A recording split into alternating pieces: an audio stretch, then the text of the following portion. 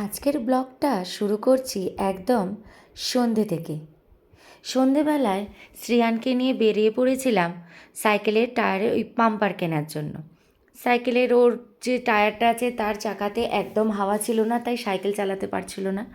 তাই যেই দোকান থেকে সাইকেল কিনেছি ওই দোকানেই চলে আসলাম পাম্পার কেনার জন্য। তো এই যে সোম পাম্পার কিনে নিচ্ছে, সোমের হাতে দেখতেই পাচ্ছ। আর ছেলের এই ফুলহাতা জামা ফুল প্যান্ট দেখে কেউ ভয় পেও না, কারণ সেই দিন ওয়েদারটা এতটাই ঠান্ডা ছিল, আর ওর স্কুটি করে যেতে না বেশ ঠান্ডা লাগে। এমনিতে পরার কোনো দরকার নেই, কিন্তু স্কুটি করে গেলে দরকার ছিল, তখন ওর খুব হাতে ঠান্ডা লাগে, তাই ওকে ফুলাতা জামা পরিয়ে নিয়ে গেছিলাম। তারপর বাড়িতে এসে পড়তেও বসিয়েছি, তো দেখো পড়াশোনা করছে। তো পড়াশোনা করার পরে ভিডিওটা আর কমপ্লিট করিনি, আবার পরের দিন সকালবেলায় তোমাদের জন্য ভিডিও নিয়ে চলে এসেছি। Hey my beautiful family, good morning and welcome back to our channel. সবাই কেমন আছো? নিশ্চয়ই বিন্দাস আছো, আমরাও বিন্দাস আছি।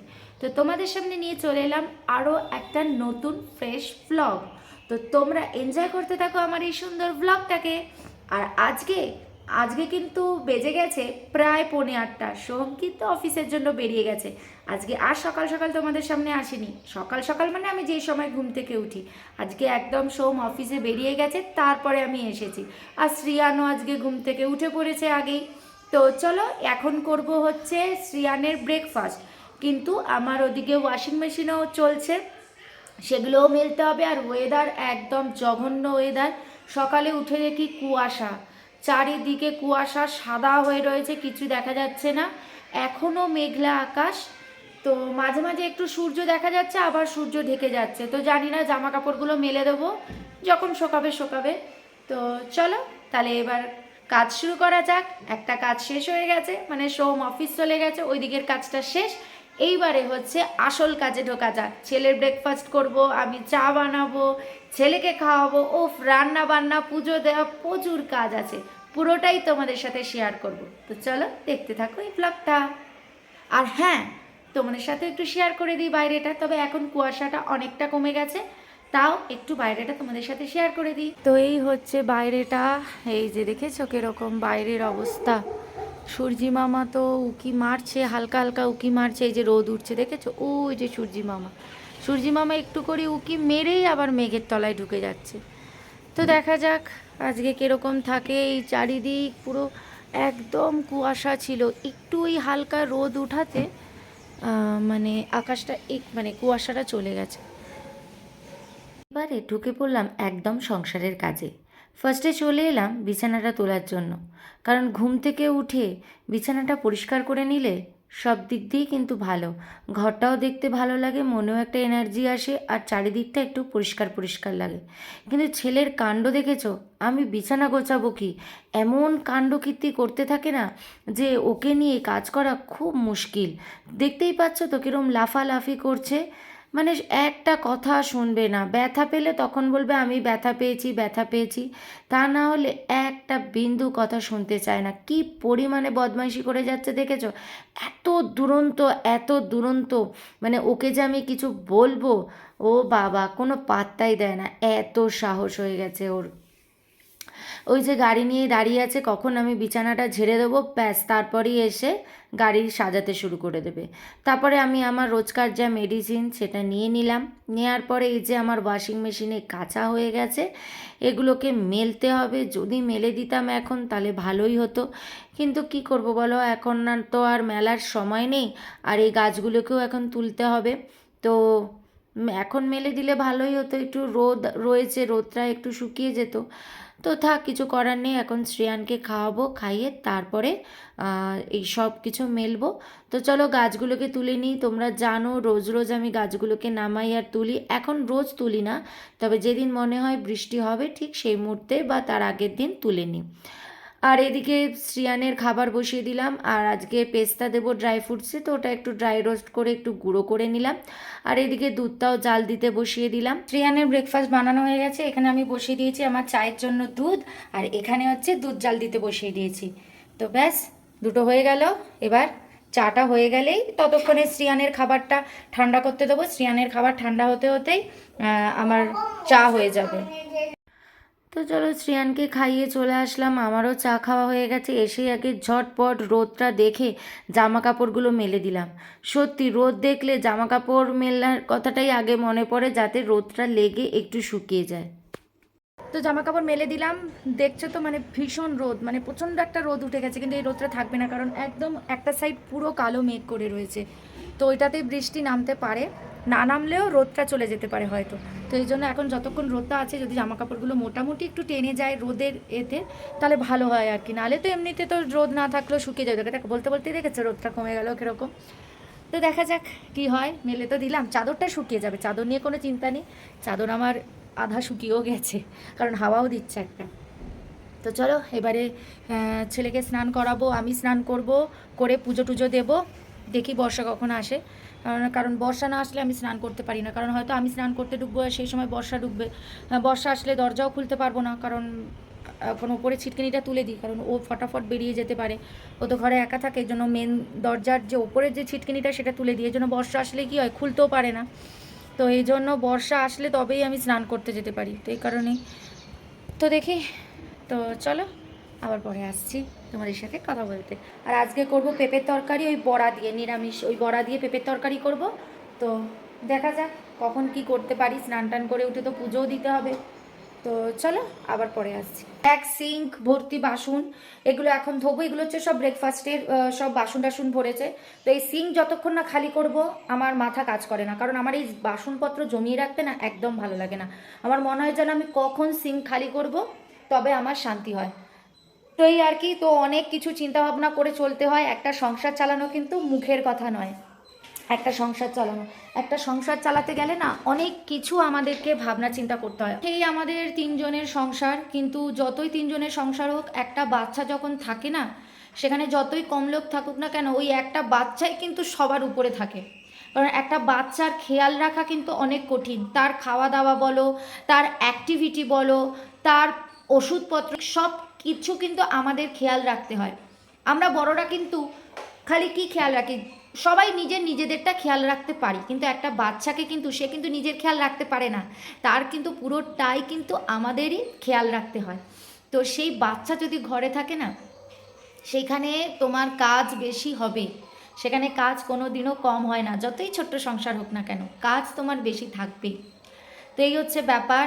তো তাই যতই বাইরে থেকে মানুষ বলুক না কেন যে আরে দুজনের সংসার তিনজনের সংসার কী এমন কাজ আছে, না, যতক্ষণ না আমার ছেলে নিজেরটা নিজে বুঝতে পারছে যে আমাকে এখন এটা করতে হবে, আমাকে ওটা করতে হবে, আমাকে এই সময় খেতে হবে, আমাকে এই সময় পড়তে বসতে হবে, এই সময় স্নান করতে হবে, স্কুলে যেতে হবে, এগুলো যতক্ষণ না ও নিজে বুঝছে না, ততক্ষণ যতই ছোট সংসার হোক না কেন, সেই সংসারটা একটু বড়ই মনে হয় ওই বাচ্চা মানুষটার জন্য।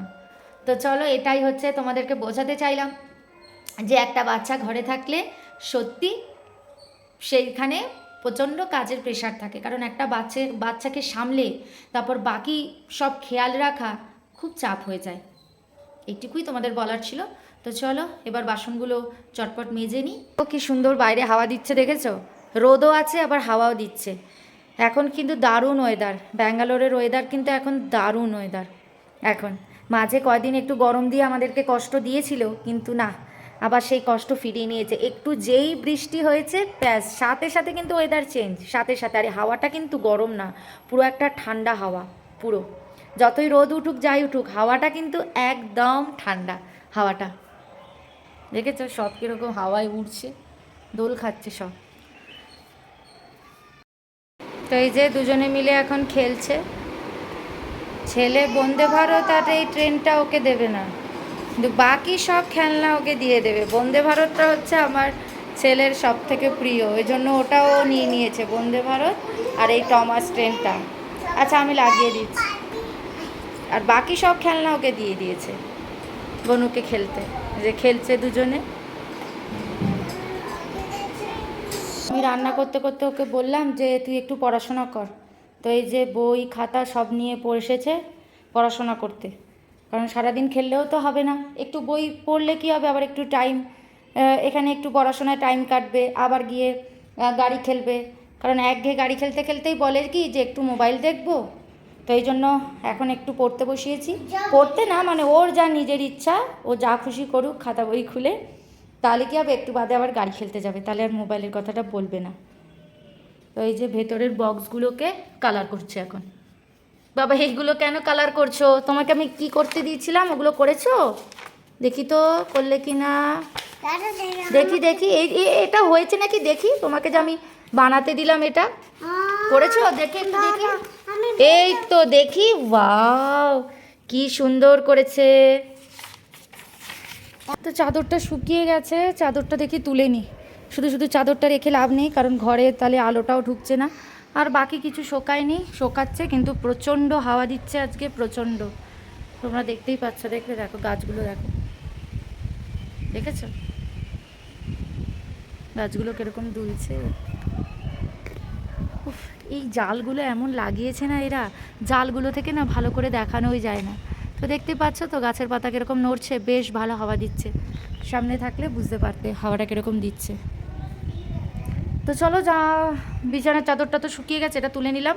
বাকি এগুলোও শুকে যাবে, কারণ যা হাওয়া দিচ্ছে, আর মোটামুটি ভালো একটু রোদও আছে, কারণ মেঘটা দেখি সরে সরে যাচ্ছে হাওয়ার জন্য, তো রোদটা ভালোই আছে।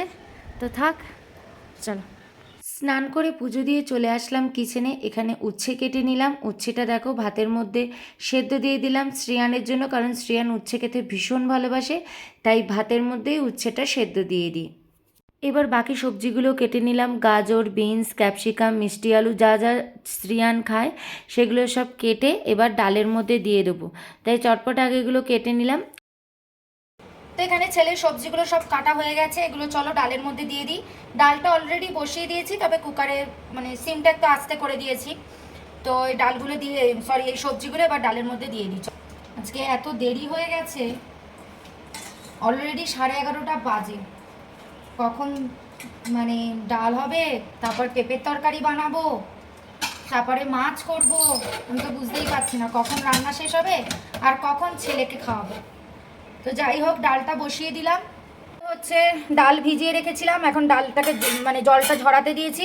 তো এই ডালটা পেস্ট করব, করে এটা দিয়ে বড়া বানাবো, সেই বড়াটা দিয়ে যে পেঁপে তরকারি হবে। পেঁপেটা এখনও কাটা হয়নি, তো আগে ডালটা বড়া করব, মানে ডালটাকে পেস্ট করব, পেস্ট করে আগে বড়াতে বসিয়ে দিই, তারপরে এই সব পেঁপে আলু সব কাটতে হবে, কারণ নিরামিষ বানাবো।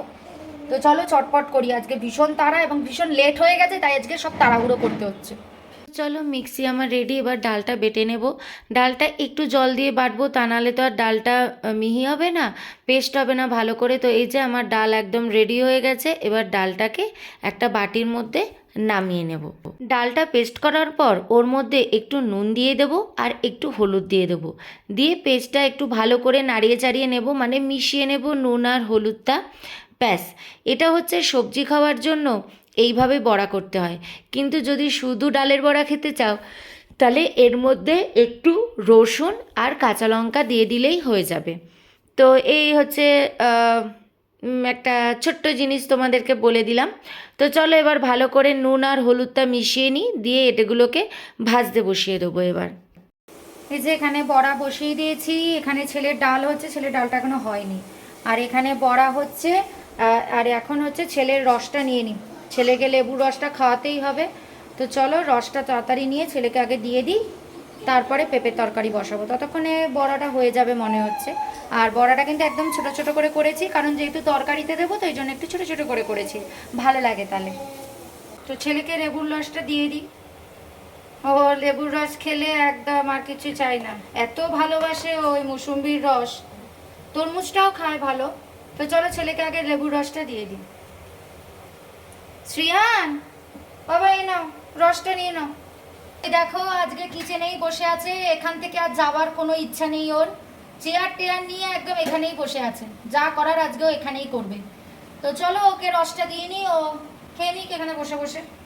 এনে বাবা, ফেলবে না, মাথা নিচু করে খাও, ফেলবে না কিন্তু গায়ে, আস্তে আস্তে খেয়ে নাও। তো চলো আমার বড়া হয়ে গেছে, এখানে বড়াগুলো তুলে নিই, তুলে নিয়ে এবার পেঁপের তরকারিটা বসাই। অনেকক্ষণ ধরে খালি বলছি পেঁপের তরকারি বসাবো, পেঁপের তরকারি বসাবো, তো বসানো আর হচ্ছে না। তো চলো ফাইনালি এবার পেঁপের তরকারিটা বসিয়ে দিই।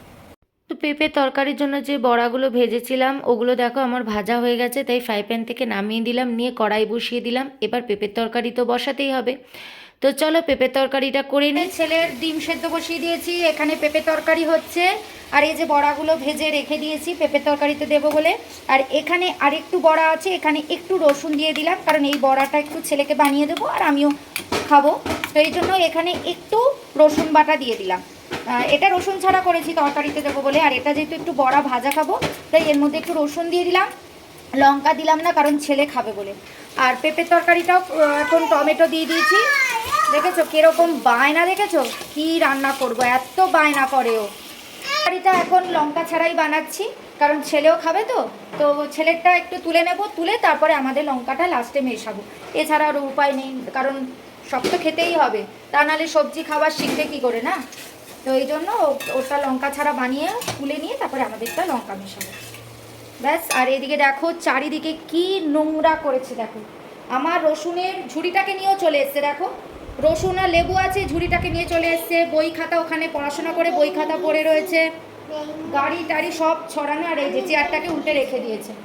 কি বলবো, দেখো এই যে এখানে আছে, দেখেছো মানে কি রকম ভাবে বদমাইশি করা যায় সেটা ওর থেকে জানতে পারবে যে কত রকমের বদমাইশি হয়, একদম ও শিখিয়ে দেবে। হ্যাঁ ভেঙে দিয়েছো, ভালো করেছো, ওই যে ঢোলটা ওই যে ঢাকটা হচ্ছে ভেঙে দিয়েছে, কিছুই করেনি, ছুঁড়ে ফেলে দিয়েছে, এই জন্য বলছে ভেঙে দিয়েছে। হয়ে গেলে ওখানে ওই বড়াগুলো বসাবো, তারপরে মাছ ভাজা করব। কখন রান্না হবে কে জানে, সত্যি আর ভালো লাগছে না। যেদিনই লেট হয়ে যায় না সেদিনই এরকম দেরি হয়ে যায় আমাদের।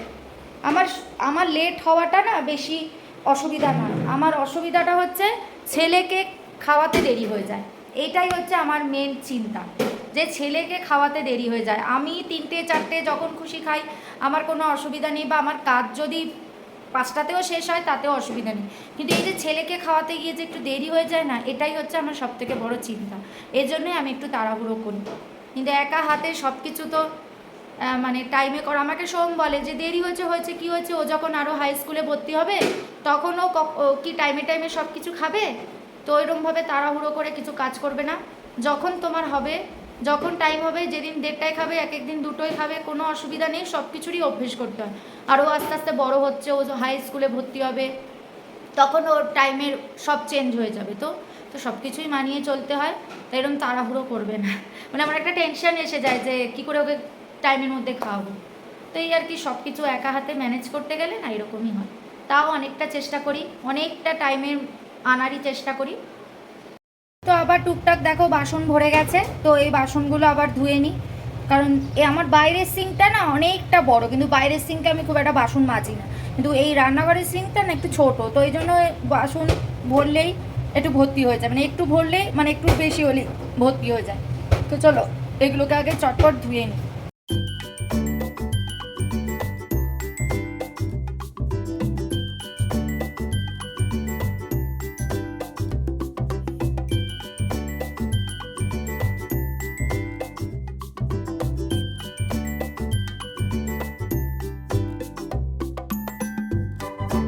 দেখেছো কেমন ঢোলটার ওপরে বসে থেকে তারপর লাফিয়ে নিচে পড়ছে, দেখো কীরকম বুদ্ধি মাথায়। এরকম দুরন্ত ছেলেকে সামলানো মানে চারটিখানি কথা নয়, এরকম দুরন্ত ছেলেকে সামলানোর থেকে আমার তো মনে হয় সংসার করা অনেক সোজা। আমার তো মনে হয় এই ছেলেকে একটু চোখে না রাখলেই কোনো একটা অঘটন ঘটিয়ে দেবে। কি পরিমাণে দেখো লাফিয়ে পড়ছে, তো এগুলোতে তো ভয় লাগেই না কোনো কারণে যদি ব্যথা পায়। আর আমি ওকে বলেই যাচ্ছি লাফাস না, কে কাকে পাত্তা দেয়, নিজের মতো লাফিয়েই যাচ্ছে। পেঁপের তরকারি আমার রেডি, এটা আমাদের পেঁপের তরকারি, আর এটা হচ্ছে লঙ্কা ছাড়া ছেলের পেঁপের তরকারি। ছেলেও আলু পেঁপের তরকারি খাবে। আর এখানে এই যে বড়া করে নিয়েছি, 5টা বড়া হয়েছে, তাই শ্রিয়ান খাবে বলে তাই আর লঙ্কা দিইনি, অনলি একটু রসুন বাটা মিশিয়ে নিয়েছিলাম, সেটা দিয়ে বড়া বানিয়েছি। তো এখানে মাছ ভাজা হচ্ছে, এখানে 4টে মাছ ভাজা হয়ে গেছে, আর এখানে আর 3টে মাছ ভাজা হচ্ছে, লেজাটাও ভাজা হয়ে গেছে, লেজটা, আর এই দুটো ভাজা হলেই হয়ে যাবে। প্রচণ্ড দেরি হয়ে গেল, তো চলো ভাবছি মাছ দুটো হতে ছেলের খাবারটা রেডি করে নিই, ভাতটা মেখে টেকে রেডি করে নিই, মাছ দুটো ভাজা হয়ে গেলে খাওয়াতে বসিয়ে দেবো। তোমার বড়া খেতে ভালো লাগে?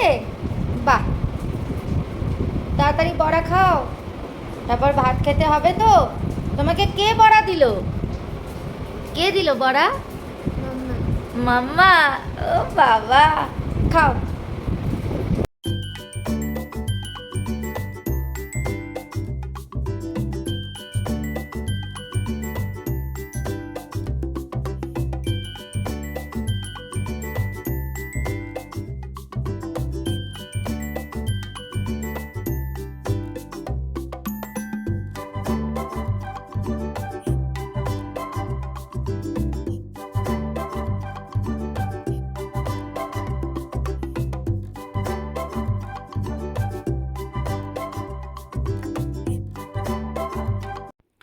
ছেলেকে খাইয়ে তারপরে ছেলেকে ঘুম পাড়ালাম, তারপরে আমি খেলাম, খেয়ে আবার গ্যাস ওভেন পরিষ্কার করলাম, তারপরে বাসন টাসন যা ভরেছিল সেগুলোকে পরিষ্কার করলাম, করে এবারে জামা কাপড়গুলো সব তুলে নিলাম।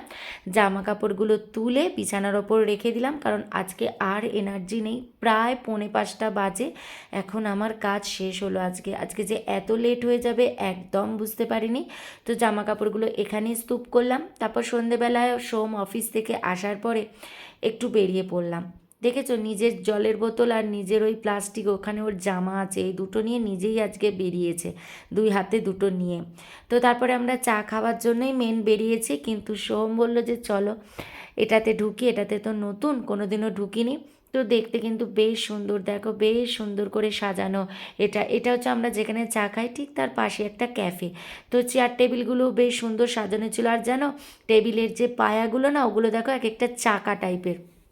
আর এর ওপরেও কিন্তু একটা বসার জায়গা আছে, এই যে যেখানে লম্বা লম্বা লাইটগুলো ঝুলছে, দেখতে কিন্তু বেশ সুন্দর ছিল। আর চেয়ার টেবিলগুলোও কিন্তু বেশ সাজানো, আর অনেকটা বড় জায়গা তো বেশ ফাঁকা ফাঁকাভাবে সাজানো। আমাদের তো বেশ পছন্দ হয়েছে জায়গাটা, মানে সাজানোটাও বেশ সুন্দর, ডেকোরেশনটা। আর এদিকে দেখো আমরা স্যুপ আর মোমো নিয়ে নিয়েছি। স্যুপটা তো আমরা নেবই, যেখানে স্যুপ পাবো তা নেবো না তা কখনো হয়। স্যুপটা যে আমাদের ভীষণ প্রিয়। আর মোমোও নিয়েছি, দুটোই জাস্ট অসম্ভব সুন্দর ছিল খেতে। আর মোমোর সাথে যে চাটনিটা দিয়েছে না, সেটা কিন্তু এই প্রথমবার আমরা খেলাম। এটা ঠিক একটু অন্যরকম চাটনিটা, মানে বেশি ঝালও ছিল না, আবার ঝাল কমও ছিল না। আর এদিকে দেখো ছেলে নাকি খাবে মোমো, ওকে বাইরের অংশটা দিলাম, দেখো মুখে ঠেকিয়ে ফেলে দিল। ওর মর্জি না হলে ও কিচ্ছু খায় না। চলে এলাম একদম ভিডিওর এন্ডে।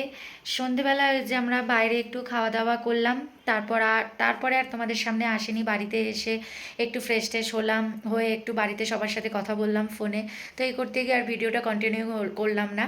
তো যাই হোক, এখন আমাদের হচ্ছে এবার একটু রেস্ট নেওয়ার পালা, ঘুমানোর পালা। আজকে দুপুরেও আমি ঠিকমতো শুতে পারিনি, 5টায় শুতে গেছি, আমার ছেলেই উঠে পড়েছে 5:30টায়। তাও ওকে একটু ধরে বেঁধে একটু শুয়েছিলাম 6টা অবধি। তো যাই হোক, আমরা যে খেলাম না স্যুপ আর মোমোটা, দারুণ খেতে ছিল। এটা একটা ক্যাফে টাইপের, কিন্তু এটা মানে নতুন আর কি। এটা মানে আমরা এর আগে কোনোদিন এখানে যাইনি, এর পাশ দিয়ে যাতায়াত করি, এর পাশেই আমরা চা খেতে চাই, কিন্তু এখানে কোনোদিনও ঢুকিনি। তো আজকে ফার্স্ট টাইম একটু সাহস করে ঢুকলাম। নতুন নতুন জায়গায় সাহস না করলে কি করে হবে, সব জায়গায় তো খাবার টেস্ট করে দেখতে হবে। তো ভীষণ মানে দারুণ, জাস্ট স্যুপটাও দারুণ ছিল, মোমোটাও ভীষণ সফট ছিল। তো এই হচ্ছে ব্যাপার, দুটো খাবারই ভীষণ ভালো ছিল। আবারও যাব স্যুপটার জন্য, কারণ আমার আর সোম দুজনেরই স্যুপ কিন্তু ভীষণ প্রিয়, ভীষণ। তো এই হলো ব্যাপার। আমরা রাত্রে না কিচ্ছু খাইনি বাড়িতে এসে, রাত্রে ওই যে খেয়েছি, আর এমন একটা টাইমে খেয়েছি না যে পুরো রাতের খিদেটাই আমাদের চলে গেছে। তো ছেলেকে খালি ভাত খাইয়ে দিয়েছি, ওকে, বাস। আমরা আর কিছু খাইনি, আমি আর সোম দুজনেই আর কিছু খাইনি। তো চলো ভিডিওটা তাহলে এখনই এন্ড করছি। ভিডিওটা যদি ভালো লেগে থাকে তাহলে অবশ্যই লাইক কমেন্ট শেয়ার করে দিও, আর সাবস্ক্রাইব করে এই ছোট্ট চ্যানেলটার পাশে থেকো। কালকে আবার আর একটা নতুন ব্লগ নিয়ে চলে আসছি, একদম ফ্রেশওয়ালা ব্লগ। তো ততক্ষণ সবাই ভালো থেকো, সুস্থ থেকো। ব্লগটা দেখতে হবে না। তো চলো, বাই, গুড নাইট।